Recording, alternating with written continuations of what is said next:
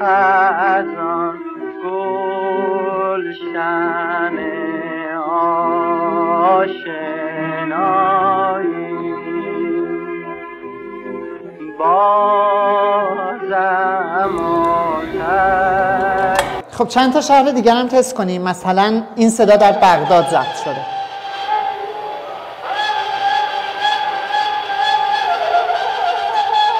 یا این در حلب ضبط شده.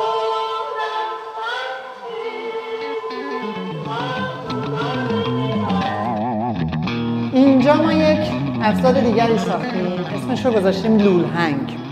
یک سری لوله هایی که حالا اگر ببینین از دور از دیوار آویزونن انگار و یک سری خروجی های صدایی دارن.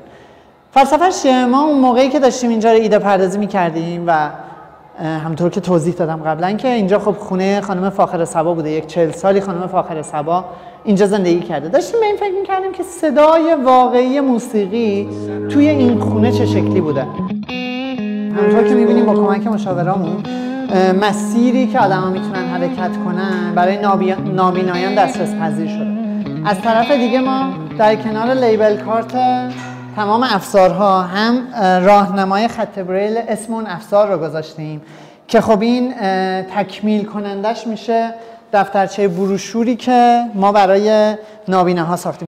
با وجود اینکه صحنه صدای ایران راجع به محوریتش صداست، ولی ما با کمک دوستان تونستیم اینجا رو برای ناشنواها هم دسترس پذیر کنیم. یک QR کد هایی گذاشتیم اینجا که اگر اسکن بشه توضیحات حس صدایی که توی اون افزار وجود داره با زبان اشاره برای افراد گفته میشه. یه چند قدم بیای جلوتر خودت رو درگیر کنی با اون افزاری که ساخته شده، مثلا همین گنجه‌ای که اینجا می‌بینیم و این چیدمانی که اسمش رو گذاشتیم به گنجه، بیای خودت رو درگیر کنی باهاش، کشو رو وا کنی ببینی توش چیه، یا بشینی روی صندلیش، یا کمد رو وا کنی ببینی مثلا این کمد رو وا کنی ببینی توش چیه و سعی کنی دنبال یک چیزی بگردی، دنبال یک موضوعی بگردی، پیامی بگردی که این افزاره توی خودش پنهان کرده. این اون نکته اصلی است. یعنی آدما هم که میان تو، ما اولین چیزی که بهشون میگیم اینه که برای فهمیدن داستان افزارها باید باشون کار کنین، باهاشون تعامل ایجاد بکنین و با تماشا کردن خیلی متوجه نمیشین که میخواد چی بگه. این خب ویژگی اصلی تمام بخش‌های صحنه صدای ایرانه. جایی که من وایستادم اسمش الان ساختمان کارستانه.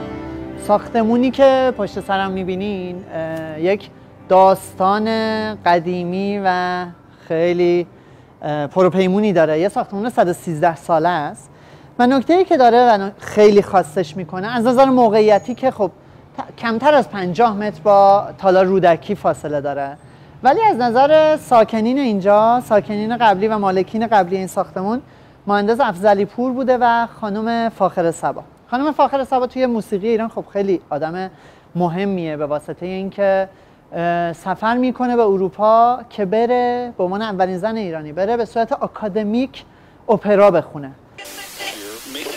ساختمونی که متروکه بود، خرابه بود و احتمالاً همه از دور میدیدنش، احساس میکردن که این ساختمون به زودی قراره که با خاک یکسان شه و یک برجی آپارتمانی جاش ساخته بشه.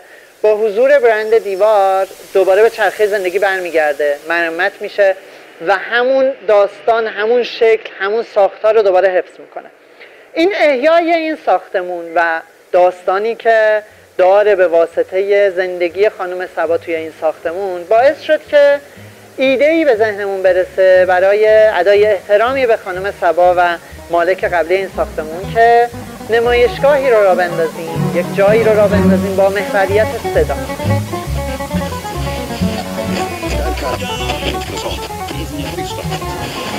Myself.